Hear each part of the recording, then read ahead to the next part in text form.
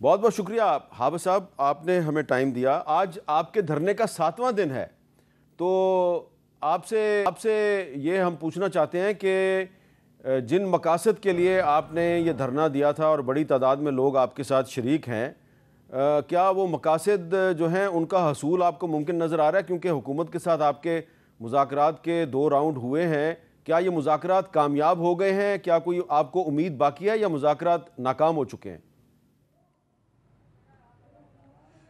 नहीं, मैं ये तो नहीं कहूँगा कि मुज़ाकरात नाकाम हो गए मीर साहब, लेकिन ये ज़रूर है कि हुकूमत जितनी संजीदगी से मज़ीद लेना चाहिए इसको, उसका मुझे फुक़दान नज़र आता है। उसकी वजह पहली मीटिंग की थी, उस मीटिंग में हमने अपने जो भी मुतालिबात थे वो तहरीरन उनको दे दिए थे। फिर उसके बाद उन्होंने कहा कि हम एक टेक्निकल कमेटी बना रहे हैं जो इन चीज़ों को देखेगी, जायज़ा लेगी, और उन्होंने हमसे भी कहा कि आप भी एक टेक्निकल कमेटी बना दें। तो हमने कहा नहीं, ऐसा नहीं करें, आप अपनी टेक्निकल टीम को ले आएँ और मुज़ाकरात तो एक ही कमेटी जो बनी हुई है, आपकी भी मेन कमेटी और हमारी भी, और 7 टेक्निकल लोग।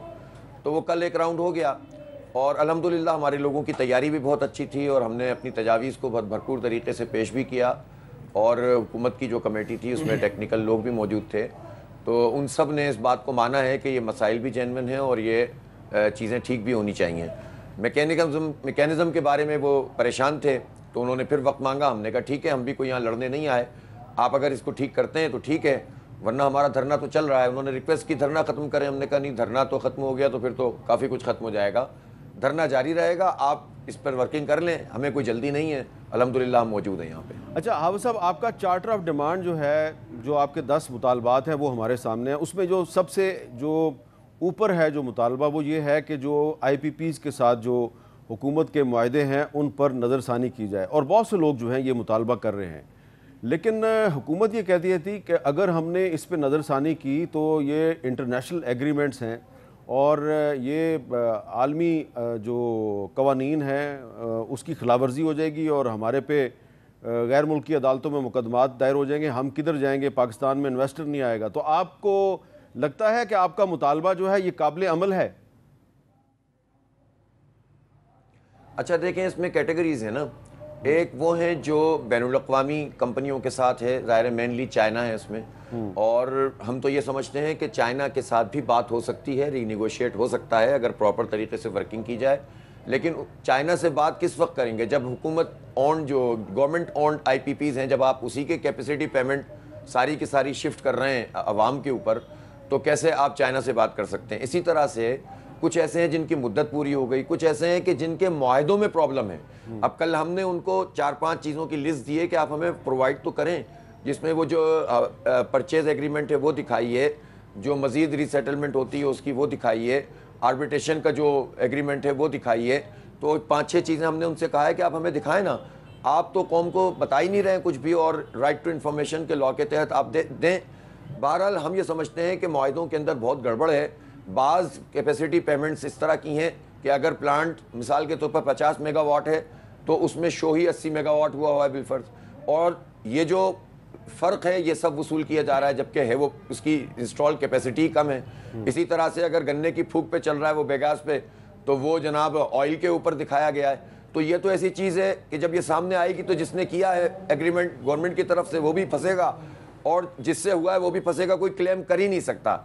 बहुत सारी IPPs ऐसी हैं जो क्लेम करने के काबिल भी नहीं है। देखें, पाकिस्तान में मौजूद जो लोग भी हैं जिनकी IPPs हैं, पाकिस्तान की गवर्नमेंट इतना इख्तियार भी रखती है, इतनी ताकत भी रखती है, और हम भी जानते हैं सनतकारों को, बिजनेसमैन को, उस कम्युनिटी को जो इस तरह के मौके पर फ़ायदा उठाते रहे हैं कि उनकी चीज़ें ठीक नहीं हैं। सिर्फ इन IPPs में नहीं, बहुत सारे कर्जे माफ़ कराए हुए लोग मौजूद हैं। बहुत सारे लोग ऐसे हैं कि जो इस सिस्टम से अनफेयर मीन्स के ज़रिए से फैसिलिटेट हो रहे हैं। तो भाई उनके अंदर इतनी जुर्रत ही नहीं हो सकती कि वो आपके सामने आकर खड़े हों। तो गवर्नमेंट होती है, स्टेट होती है, सारी रिट आवाम पे नहीं चलाएं, कुछ इनको भी पकड़ें। अच्छा हाफिज साहब, आप दुरुस्त फरमा रहे हैं, लेकिन जब हम IPPs के ओनर्स की लिस्ट देखते हैं तो उसमें हमें एक बहुत ही इंटरेस्टिंग जो रियलिटी नज़र आती है कि कुछ ओनर्स का ताल्लुक जो है वो हुकूमत की अहम शख्सियात या हुकूमत की अहम शख्सियात के बहुत करीब समझे जाने वाले लोगों पर मुश्तमिल है, और कुछ शख्सियात का ताल्लुक जो है वो अपोजिशन की एक बड़ी जमात के साथ है, बल्कि वो कुछ ओनर्स तो पिछली हुकूमत में वज़ीर भी थे। तो ओनर्स का ताल्लुक हुकूमत से भी है, अपोजिशन से भी है, तो वो तो इस पोजीशन में है कि कोई ना कोई पतली गली तलाश करके निकल जाएंगे और अल्टीमेटली तो अवाम को ही फंसना है। तो सवाल मेरा यह है कि अगर आपके मुतालबा तस्लीम नहीं होते तो फिर आपका लाएहमल क्या होगा? एक बात तो ये है कि हामिद मीर साहब क्यों पतली गली से निकलेंगे, इनको पकड़ा जाएगा ना। देखें, अब साफ बात है ना, जो बड़े बड़े नाम चलें जो इनसे बहुत करीबी समझे जाते हैं, अब आप मंशा ग्रुप है, अगर रज़ाक दाऊद साहब हैं, तो मैं मानता हूं कि रज़ाक दाऊद साहब या हुसैन दाऊद साहब की जो कुछ और इंडस्ट्री है वो बहुत अच्छी इंडस्ट्रीज़ हैं, हम उनकी इंडस्ट्री के ऊपर नहीं जाते, लेकिन इसका मतलब ये नहीं है कि वो हुकूमत में मौजूद हों और मुख्तलिफ़ किस्म के, यानी पिछली हुकूमत में थे वो नदीम बाबर साहब पिछली में मौजूद थे, मंशा ग्रुप तो नून लीग के बहुत करीब है, इसी तरह के चलें नामों को छोड़िए, खुद इनकी फैमिली के लोगों की जो है वो IPP मौजूद है जो शरीफ ख़ानदान की है, तो ये तो कर सकते हैं ना। अगर ये भी नहीं करेंगे तो फिर कौन करेगा? फिर हमारा देखें मुतालबात वो 10 आपके सामने आए, लेकिन हमने 7 मुतालबात बिल्कुल कंसाइज करके हुकूमत को दिए हैं, जिसमें पहला ये है कि बिजली की कीमत लागत के मुताबिक की जाए, लागत के मुताबिक। ये नहीं है कि आप ये कैपेसिटी पेमेंट भी हमारे जिम्मे लगाएं और फिर आप जो है वो टैक्सेस भी इसके ऊपर लगा दें। FBR का जो पूरा महकमा है 22-25 हज़ार मुलाजमीन है, 97% तो खुद ब खुद ही, 56% तो इंपोर्ट के ऊपर ही टक जाता जो है ना वो कट जाता है। सैलरीड तबका जो है उसका तो जो है वो डायरेक्ट टैक्स होता है, फिर बिजली के बिलों में लगाते हैं, गैस के बिलों में लगाते हैं, तो पूरा FBR मिलकर करप्शन के अलावा करता क्या है?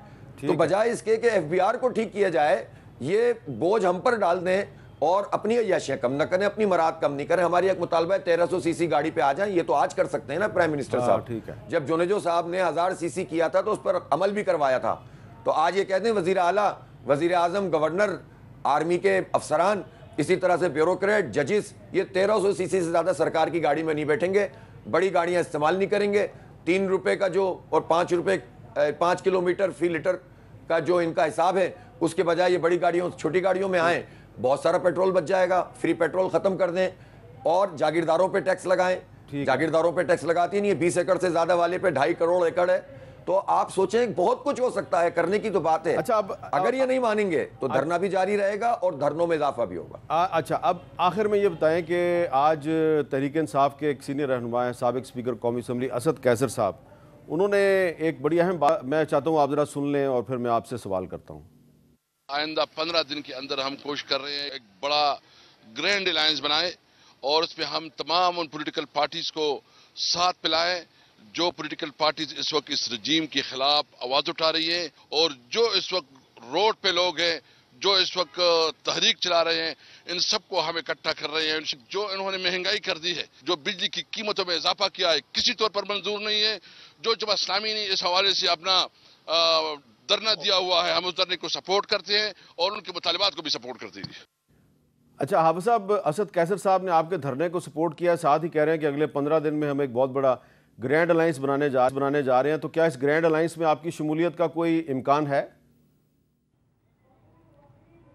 देखें मीर साहब, जमात इस्लामी की ये बहुत वाज़े पॉलिसी है और बरसों के तजर्बात के बाद है कि हम मुश्तरकात के ऊपर मुश्तरक मौक़िफ़ तो इख्तियार करेंगे, मुलाकात भी करेंगे, आएंगे भी जाएंगे, हो सकता है किसी के प्रोग्राम में हम चले जाएं, हमारे प्रोग्राम में वो आ जाएं, लेकिन हम किसी अलायंस का हिस्सा नहीं बनेंगे। हमारे तजर्बात हमें ये बताते हैं कि अलायंसेस बनते हैं और फिर पार्टियां अपनी अपनी सेटिंग बना लेती हैं और जमात इस्लामी उस तरह से अपनी पॉलिटिकल और इलेक्टोरल पोजीशन को जो है वो ठीक से लोगों के सामने पेश नहीं कर पाती।